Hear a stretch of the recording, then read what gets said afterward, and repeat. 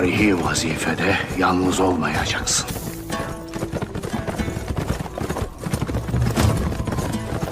Kendi kanından, kendi canından bir Kayı ulusu da seninle beraber olacak. O seni bulacak.